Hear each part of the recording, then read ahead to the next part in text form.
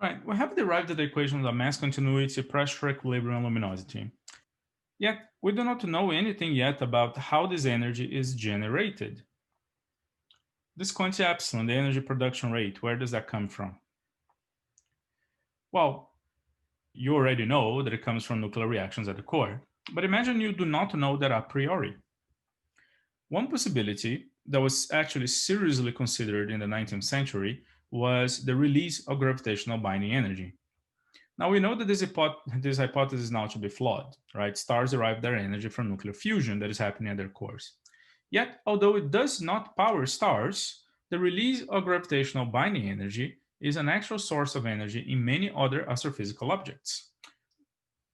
So it's worth to introduce the concept.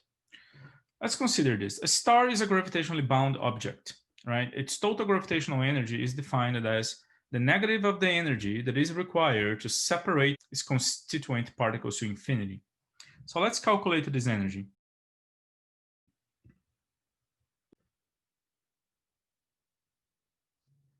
Suppose here that we have a spherical shell. The mass of this spherical shell is d capital M. And to move the shell from radius r to radius r plus dr, so this is the radius where it is, right? Radius r, you want to move it an infinitesimal amount to dr. To move the shell by a distance dr, you must give an amount of work. You must give some energy. The work that you must give is, so the work to move the shell by a distance dr is F dot dr, where F is a gravitational force. Now you want to move this not by a distance dr, but to infinity, so you integrate over the distance. So to move the shell to infinity, you integrate from r to infinity. And the force, being the gravitational force, is g times the mass of the shell, call it m subscript r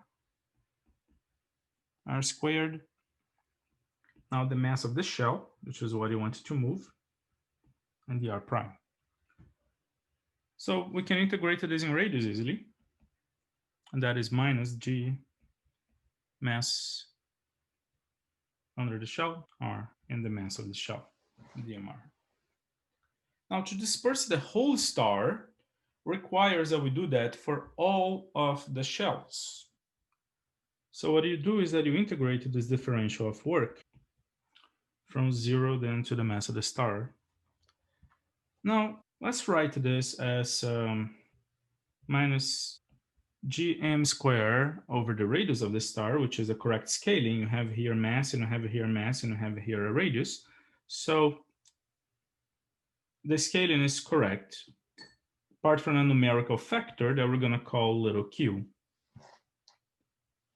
Q is of order unity and reflects the mass distribution within the star.